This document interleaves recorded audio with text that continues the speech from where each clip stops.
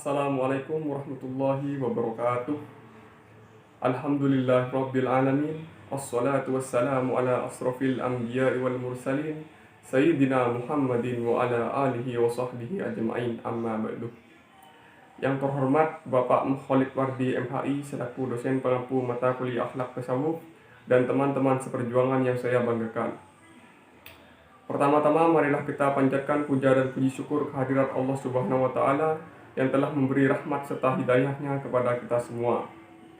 Salawat serta salam semoga tetap tercurah limpahkan kepada junjungan kita Nabi besar Nabi Muhammad SAW yang telah membawa kita dari alam jahiliyah menuju ke alam yang penuh dengan ilmu pengetahuan seperti saat ini.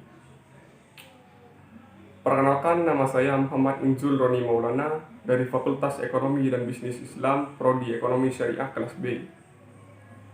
Pada kesempatan kali ini, saya akan mempresentasikan tentang faktor-faktor yang mempengaruhi pembentukan akhlak.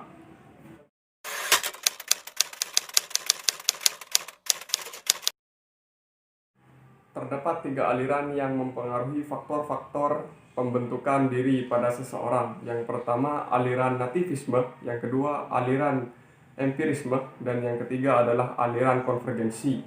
Aliran nativisme. Aliran nativisme pertama kali dikemukakan oleh Plato pada masa 427 sampai 346 sebelum Masehi. Plato berpendapat bahwa anak merupakan miniatur dari orang dewasa yang perkembangannya ditentukan oleh faktor genetik atau keturunan. Kemudian muncul beberapa tokoh yang mengikuti atau sepaham dengan aliran ini, yakni Arthur Schopenhauer yang berpandangan bahwa pembawaan adalah faktor yang menentukan perkembangan anak. Lingkungan sama sekali tidak bisa mempengaruhi apalagi membentuk kepribadian anak.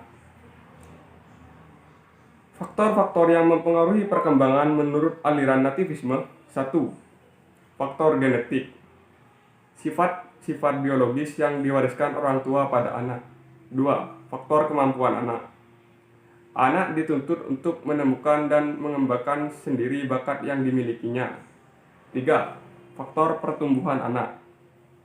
Anak didorong untuk mengetahui bakat dan minatnya sendiri. Ketiga faktor tersebut memunculkan beberapa tujuan dalam aliran nativisme, di antaranya 1. Mendorong manusia mengenali bakat dan minat yang dimilikinya. 2. Dapat memunculkan bakat yang dimiliki anak. 3. Menjadikan diri yang berkompetensi. 4. Mendorong manusia dalam menentukan pilihan. 5. Mendorong manusia untuk mengembangkan potensi dalam dirinya. Berdasarkan uraian-uraian di atas, dapat disimpulkan bahwa aliran nativisme adalah aliran yang menitikberatkan proses perkembangan pada faktor genetik atau pembawaan tanpa ada pengaruh dari lingkungan. Kelemahan dari aliran ini adalah hanya mementingkan faktor pembawaan atau bakat tanpa memperhatikan pengaruh lingkungan.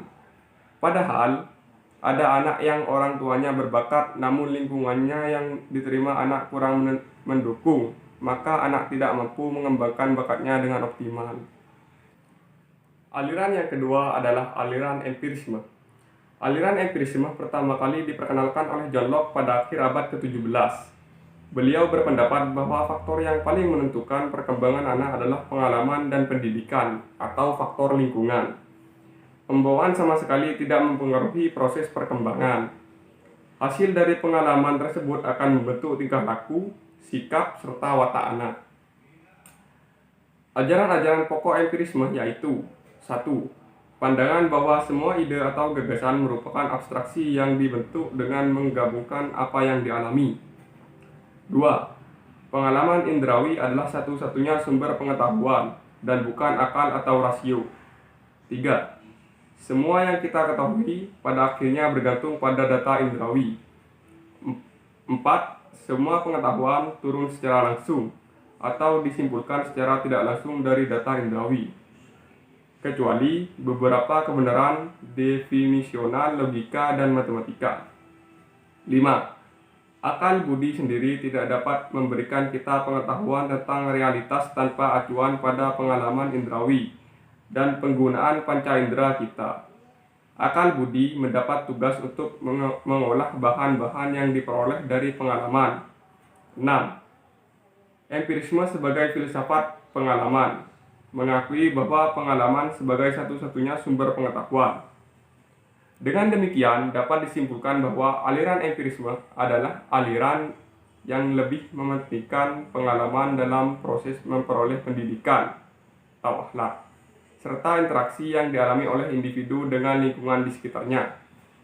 Kelemahan dari aliran ini adalah hanya mementingkan pengalaman, sementara kemampuan dasar yang dibawa anak sejak lahir diabaikan. Padahal, ada anak yang berbakat dan berhasil meskipun lingkungan tidak mendukung. Aliran yang ketiga adalah aliran konvergensi. Aliran konvergensi merupakan gabungan dari aliran nativisme dan empirisme. Diperkenalkan oleh William Stern yang berpendapat bahwa perkembangan seseorang anak itu adalah hasil dari pengaruh pembawaan dan lingkungan. Apabila pengaruh pembawaan dan lingkungan sama besar dan kuat, maka anak akan mampu mengoptimalkan bakatnya karena terdukung oleh lingkungan. Jika pengaruh lingkungan lebih besar daripada bakat, maka hasil pendidikannya hanya akan sesuai dengan kehendak lingkungan. Jika pembawaan anak lebih besar dari pengaruh lingkungan, maka anak tidak dapat mengembangkan bakat yang dimilikinya karena dukungan dari lingkungan yang kurang. Dengan demikian, dapat disimpulkan bahwa aliran konvergensi adalah aliran yang memperhatikan aspek pembawaan sejak lahir dan pengaruh lingkungan terhadap pembentukan akhlak pada anak.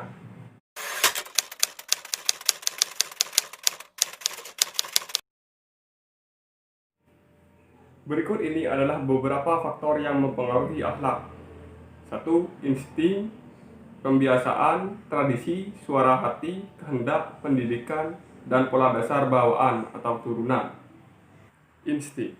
Pengertian insting lebih lanjut ialah sifat jiwa yang pertama yang membentuk akhlak, akan tetapi suatu sifat yang masih primitif, yang tidak dapat lengah dan dibiarkan begitu saja, bahkan wajib dididik dan diasuh. Cara mendidik dan mengasuh insting kadang-kadang dengan ditolak dan kadang-kadang pula diterima. Dengan demikian, insting itu berbeda-beda bagi manusia sebagai kita katakan di atas. Kadang-kadang seorang manusia diberi kekuatan dalam suatu insting dan diberi kelemahan dalam insting lainnya. Demikian juga seorang telah kuat instingnya sedang orang lain kelihatannya lemah. Dan begitu sebaliknya, banyak dari pemuda-pemuda mempunyai persediaan insting untuk menghasilkan keahlian dalam cabang kehidupan yang beraneka warna. Keahlian ini akan dapat kelihatan apabila seseorang dapat memelihara keinginannya yang baik dan mengetahui cara bagaimana memberi semangat dan memberi petunjuk yang seharusnya dikerjakan dan apa yang seharusnya ditinggalkan, sehingga matanglah insting-instingnya. Pembiasaan. Ada pemahaman singkat bahwa kebiasaan adalah perbuatan yang diulang-ulang terus sehingga mudah dikerjakan bagi seseorang, seperti kebiasaan berjalan, berpakaian, berbicara, berpidato, mengejar, dan lain sebagainya. Orang berbuat baik atau buruk karena ada dua faktor dari kebiasaannya, yaitu 1. Kesukaan hati terhadap suatu pekerjaan. 2. Menerima kesukaan itu, yang akhirnya menampilkan perbuatan dan diulang terus-menerus. Orang yang hanya melakukan tindakan dengan cara berulang-ulang tidak ada manfaatnya dalam pembentukan kebiasaan. Tetapi hal ini harus dibarengi dengan perasaan suka di dalam hati. Dan sebaliknya, tidak hanya senang atau suka hati saja tanpa diulang-ulang tidak akan menjadi kebiasaan. Maka kebiasaan dapat tercapai karena keinginan hati dan dilakukan secara berulang-ulang. Tradisi. Tradisi yang terbentuk dari dialog antara individu dengan lingkungan menjadikan individu terkungkung dengan kebiasaan yang melingkarinya sehingga dia akan melakukan aktivitas sesuai dengan tradisinya. Ketika jiwa tidak mampu mewarnai kebiasaan tidak baik, maka agama menyarankan untuk hijrah kepada yang ma'ruf, suara hati. Suara hati yang tersinari disebut dengan nurani, yang dalam Al-Quran dikatakan fuadah. Dia tidak mampu berdusta, sedangkan suara hati yang tidak tersinari disebut waswis, yang selalu mengajak untuk menuruti hawa nafsu.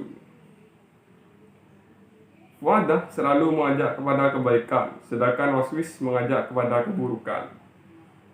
Seringkali Mu'addah mendapatkan tekanan dari waswis, sehingga kondisi hati seorang berkecambuk. Kehendak, suatu perbuatan yang ada berdasarkan atas kehendak atau kemauan diri sendiri. Contoh berdasarkan kehendak adalah menulis, membaca, mengarang, atau berpidato, dan lain sebagainya. Adapun contoh yang berdasarkan bukan kehendak adalah detik hati, bernafas, dan gerak mata. Ahli-ahli mengatakan bahwa keinginan yang menang adalah keinginan yang alamnya lebih kuat meskipun dia bukan keinginannya yang lebih kuat. Keinginan yang kuat disebut roghbah. Lalu datang 4 azam atau niat berbuat. Azam ini ialah yang disebut dengan kehendak, kemudian diikuti dengan perbuatan. Kehendak adalah kekuatan. Kehendak adalah suatu kekuatan dari beberapa kekuatan, seperti uap atau listrik. Kehendak ialah kehendak manusia dan daripadanya timbul segala perbuatan yang hasil dari kehendak. Dan segala sifat manusia dan kekuatannya seolah-olah tidur nyenyak sehingga dibangunkan oleh kehendak. Maka kemahiran penggunaan, kekuatan, akal ahli pikir, kepandaian bekerja, kekuatan urat, tahu akan wajib dan mengetahui apa yang seharusnya dan tidak seharusnya. Kesemuanya ini tidak mempengaruhi dalam hidup bila tidak didorongkan oleh kekuatan kehendak. Dan semua tidak ada harganya bila tidak dirubah oleh kehendak menjadi perbuatan. Ada 2 macam perbuatan atas kehendak, yaitu kadang menjadi pendorong dan kadang menjadi penolak, yakni kadang mendorong kekuatan manusia supaya berbuat, seperti mendorong membaca, mengarang, atau berpidato. Terkadang mencegah perbuatan tersebut, seperti melarang berkata atau berbuat. Dalam Al-Quran, kehendak memiliki kebebasan untuk melakukan aktivitas yang dipilihnya. Akan berperan untuk memberikan pilihan sehingga kualitasnya tergantung dari pengetahuan akal yang dimiliki. Pendidikan. Dunia pendidikan sangat besar sekali pengaruhnya terhadap perubahan perilaku akhlak seseorang. Berbagai ilmu diperkenalkan agar siswa memahaminya dan dapat melakukan perubahan pada dirinya. Dengan demikian, strategis sekali di kalangan pendidikan dijadikan pusat perubahan perilaku yang kurang baik untuk diarahkan menuju ke perilaku yang baik. Maka dibutuhkan beberapa unsur dalam pendidikan untuk bisa dijadikan agen perubahan sikap dan perilaku manusia, yaitu tenaga pendidik, materi pengajaran, metodologis pengajaran, dan lingkungan sekolah. Pola dasar bawaan. Pada awal perkembangan kejiwaan primitif, bahwa ada pendapat yang mengatakan kelahiran manusia itu sama, dan yang membedakan adalah faktor pendidikan. Tetapi pendapat baru mengatakan tidak ada 2 orang yang keluar di alam kewujudan sama dalam tubuh. Akal dari akhlaknya. Ada teori yang mengemukakan masalah turunan, yaitu turunan pembawaan sifat-sifat manusia. Di mana-mana tempat orang membawa turunan dengan berbeda-beda sifat yang bersamaan, seperti bentuk, panca indera, perasaan, akal, dan kehendak. Dengan sifat-sifat manusia yang diturunkan ini, manusia dapat mengalahkan alam di dalam berbeda perkara, sedangkan seluruh binatang tidak dapat menghadapinya. Sifat-sifat bangsa. Selain adat kebiasaan tiap-tiap bangsa, ada juga sifat yang diturunkan sekelompok orang dahulu kepada kelompok orang sekarang. Sifat-sifat ini ialah menjadikan beberapa orang dari tiap-tiap bangsa berlainan dari beberapa orang dari bangsa lain. Bukan saja dalam bentuk mukanya, bahkan juga dalam sifat-sifat yang mengenai akal. Sekian presentasi dari saya, kurang lebihnya mohon maaf. Wabillahi taufiq wal hidayah. Wassalamualaikum warahmatullahi wabarakatuh.